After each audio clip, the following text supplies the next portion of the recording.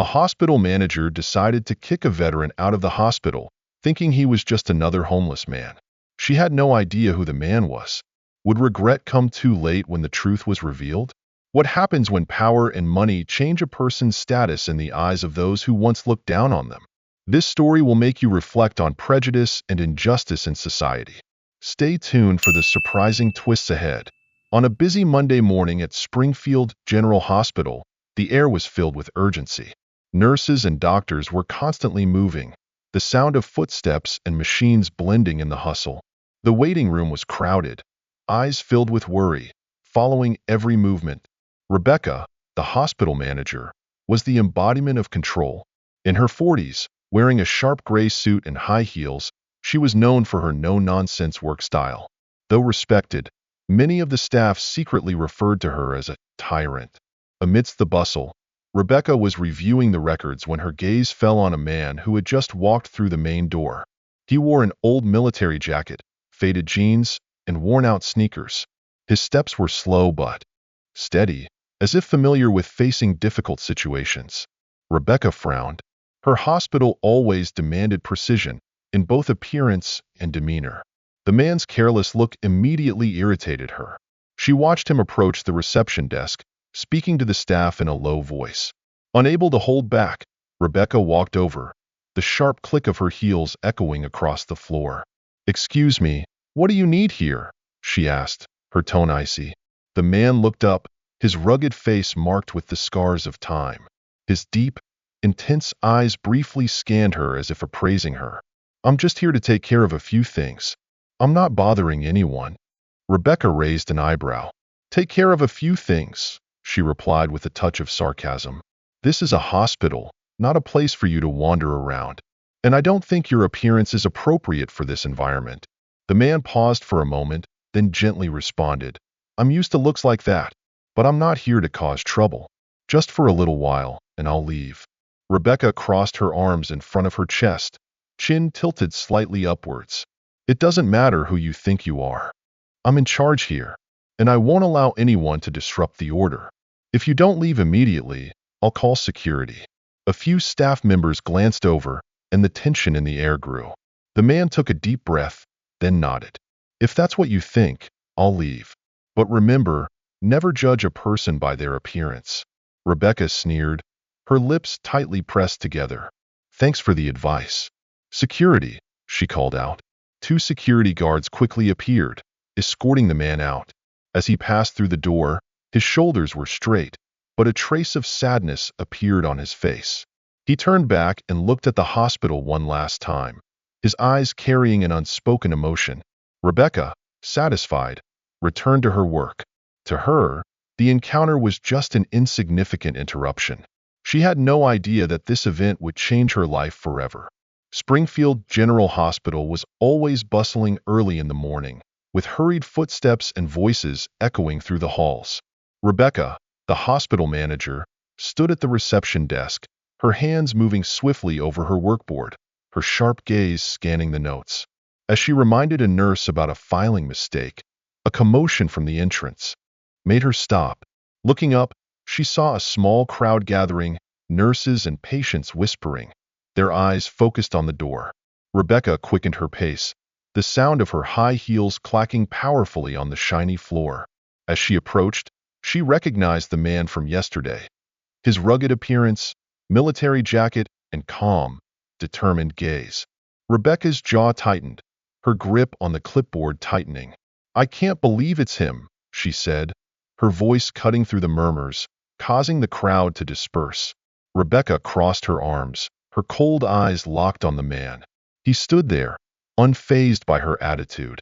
His eyes remained fixed on her, his calm gaze making her feel as if she were being scrutinized, even though he said nothing.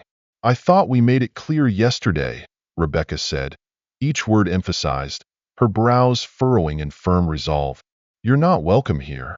The man smiled faintly, his lips curling slightly, as if considering something. "I'm not here to cause trouble. I just have some business to take care of." Rebecca scoffed, tapping her fingers rhythmically on her crossed arms. "Business? What kind of business could you have here? If you're not a patient, not a relative." of a patient, and certainly not staff. You have no reason to be here." He tilted his head slightly, his shoulders shrugging as if indifferent. "I'm not here to bother anyone, but I have the right to be here." Rebecca felt the heat rush to her face. Her chest heaved as her breath quickened. "Who do you think you are to give yourself that kind of authority?" she said, her voice rising slightly. He didn't answer right away. He simply stood there, his gaze calm but deep. "I just want to ask you one thing," he said slowly. "Are you sure you're doing the right thing?" Rebecca gripped the clipboard so tightly her knuckles turned white. She stepped forward, almost closing the distance between them, her anger palpable. "I'm doing what I need to do," she hissed through gritted teeth. "And that's getting you out of here. Now." He nodded, his posture remaining stiff and composed. "If that's your decision," he said quietly, "I'll leave. But sometimes, hasty judgments lead to regret." Rebecca scoffed, waving her hand dismissively to signal the security guards. They approached hesitantly, but didn't hesitate to follow her orders. The man walked with them without resistance. But before he left through the door, he turned back, his eyes locking with Rebecca's for a final moment. As the door closed behind him, a young nurse quietly said to a colleague, "He's a veteran." Rebecca overheard but dismissed it, considering it just baseless gossip.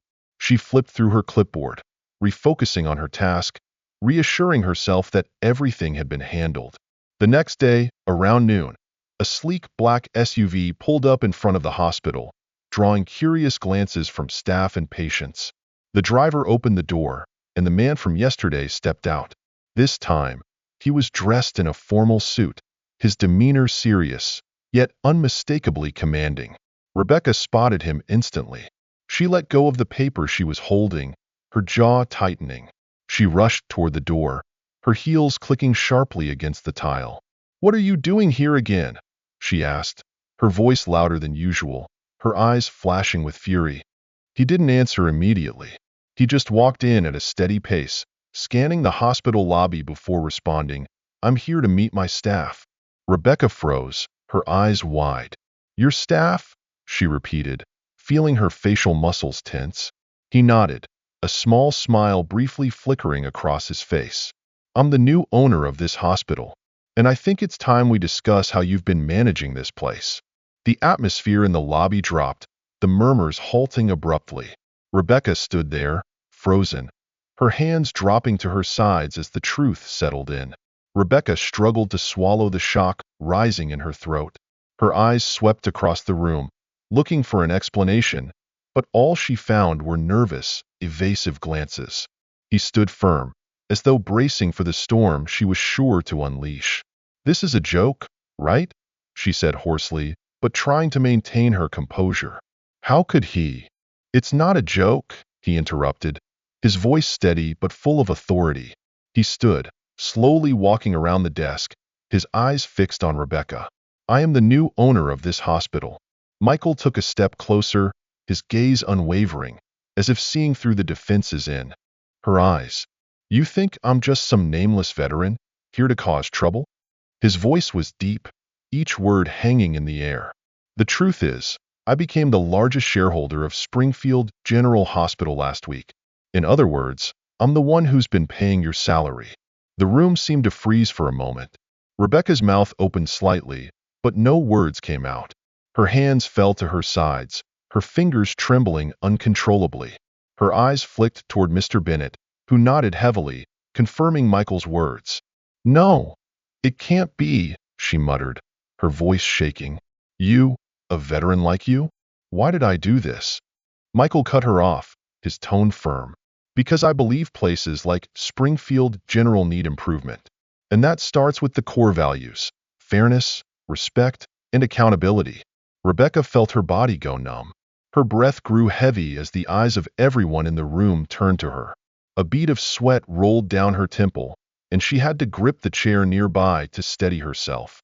"Ms. Rebecca," Michael continued, his voice low but sharp, "your behavior in recent days hasn't just been unprofessional. It's been a serious violation of the ethical standards this hospital needs to uphold." Rebecca remained silent. She lowered her head, her legs shaking as if every ounce of strength had left her. Michael scanned the room, his voice growing even stronger. From now on, every decision must be in the best interest of the patients and the community. If anyone doesn't agree with this approach, the door is always open. He left the room, leaving behind a heavy silence. Rebecca stood there, her hands clenched, her eyes fixed on the floor. She knew that everything had changed, forever. The following morning, news of the veteran, now the hospital's owner, spread quickly. Staff members were filled with a mix of curiosity and unease, but no one was more tense than Rebecca. In her office, she nervously tapped her pen against the desk, the sound echoing through the quiet room. Every time she thought about Michael's words, a tightness gripped her chest. The sudden knock at the door startled her, and she clenched the edge of the desk. "Come in," she said, her voice soft but dry. The door opened, and Michael stepped inside. His presence was calm, yet his expression was serious. "Good morning, Ms. Rebecca," he said, shutting the door. Behind him, Rebecca stood up abruptly, her hands instinctively clenching into fists. "Mr. Carter, I didn't think—" "Sit down," Michael interrupted, taking a seat across from her. "We need to talk." The atmosphere in the room became heavy with tension. Rebecca swallowed, her fingers nervously fiddling with the edges of the papers in front of her. "I want to apologize, Mr. Carter. I didn't know who you were, and I think I overreacted." Michael maintained a stern gaze, his voice even but carrying authority. "You think you just overreacted?" He leaned forward, each word coming out like a sharp blade slicing the air.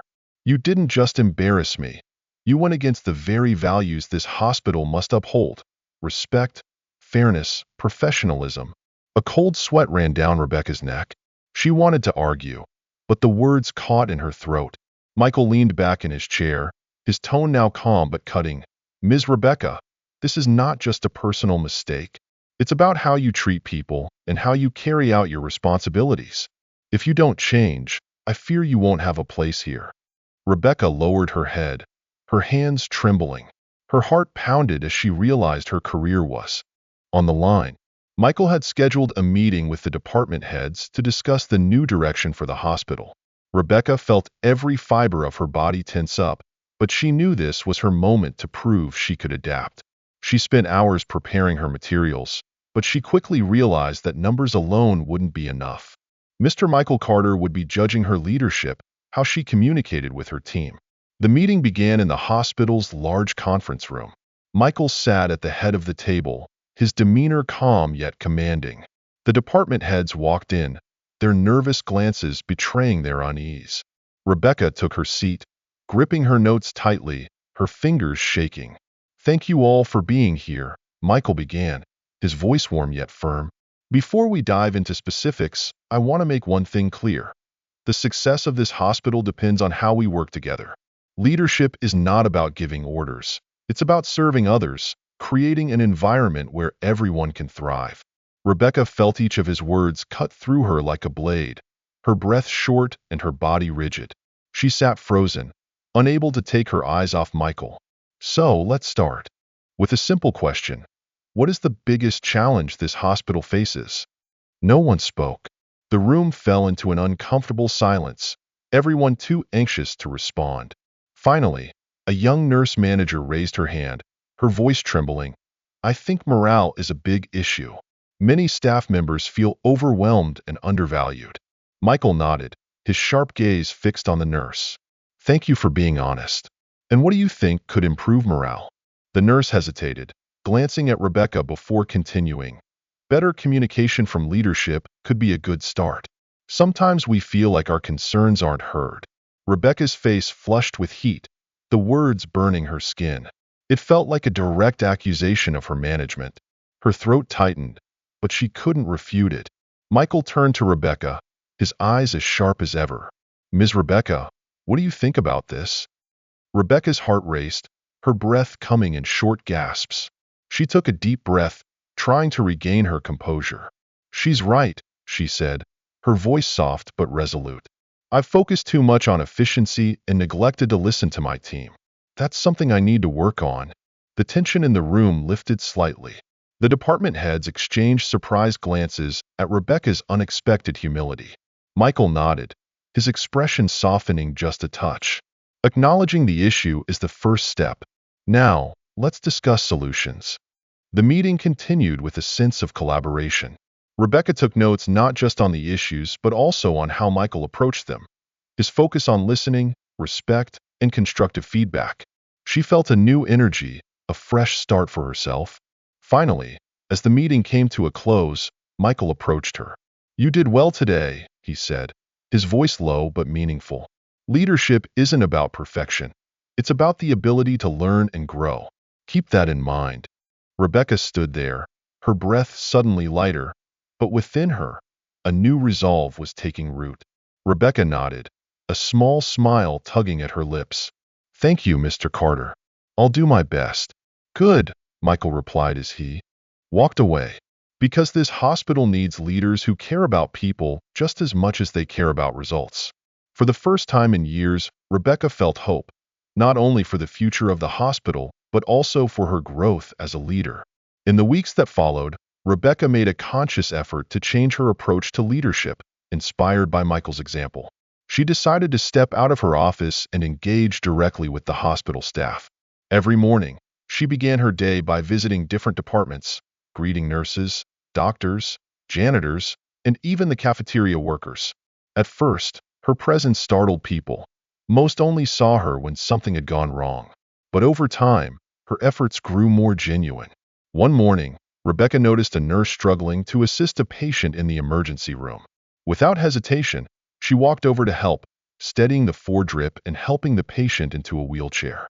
The nurse looked up at her, eyes wide in disbelief. "Ms. Rebecca?" the nurse asked, blinking as if she couldn't believe her eyes.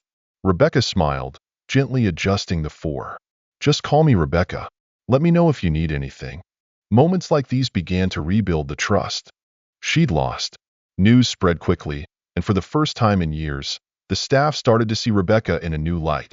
Not as a cold manager, but as someone who was willing to roll up her sleeves and work alongside the team. Rebecca also began holding weekly listening sessions where employees could openly share their concerns and ideas.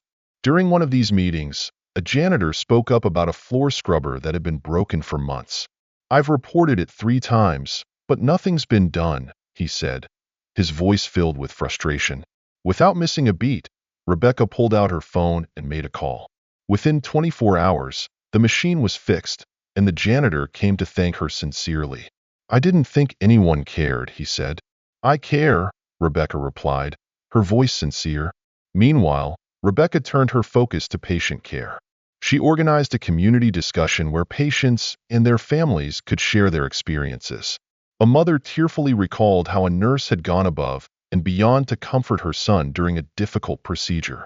Rebecca made sure that nurse was recognized in a staff meeting, and this simple act earned her a standing ovation from the entire team. Rebecca's renewed commitment didn't go unnoticed by Michael. On one of his visits to the hospital, he saw her working with a nurse in the pediatric care unit. Afterwards, he pulled her aside.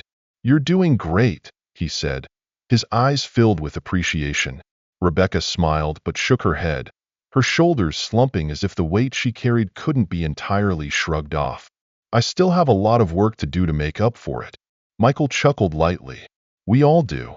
But what's important is that you show up every day and prove you're willing to change.